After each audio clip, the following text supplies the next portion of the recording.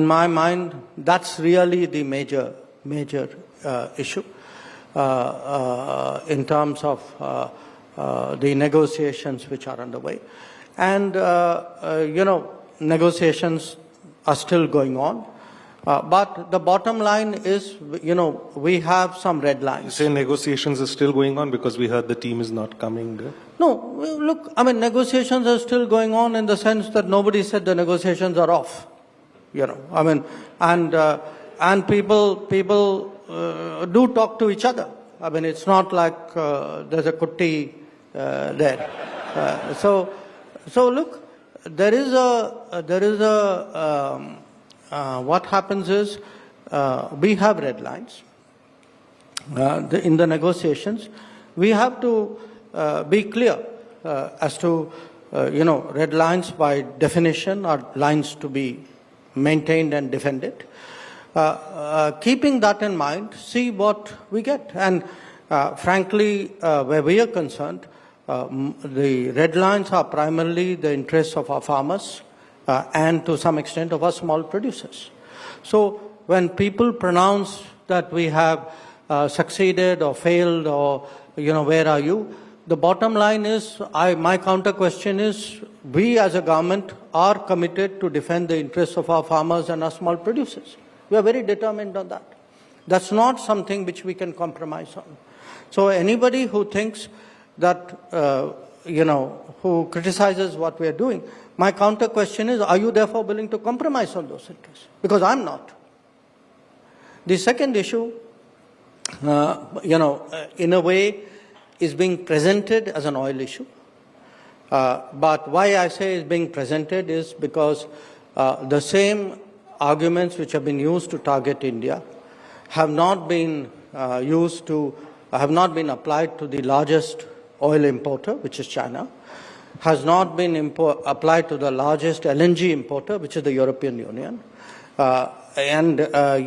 When people say we are funding the war or putting money in the coffers of Putin, India-European Union trade is bigger than India-Russia trade. So is American money not, European money not putting money into Putin's coffers?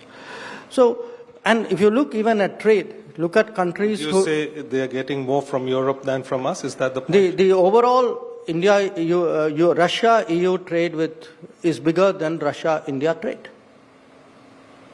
So my point is, look, if the argument is energy, there are bigger buyers. If the argument is who's trading more, there are bigger traders. If the argument is, by the way, percentage of increase, okay? Now, yes, some countries haven't increased the percentage because they've gone and bought oil from Iran, okay? To which also the Americans have objections.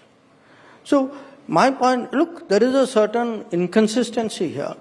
And if you look even at exports, India's exports to Russia have grown, but not that much. I can think of some other countries whose exports have grown dramatically after 2022. And if our exports have suddenly surged, you know what that means. You won't name those countries? I think go look at the trade statistics, it's pretty obvious. So here's my point.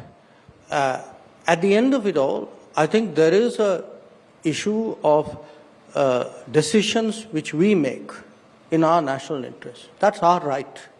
So in my business, we would say that's what strategic autonomy is about.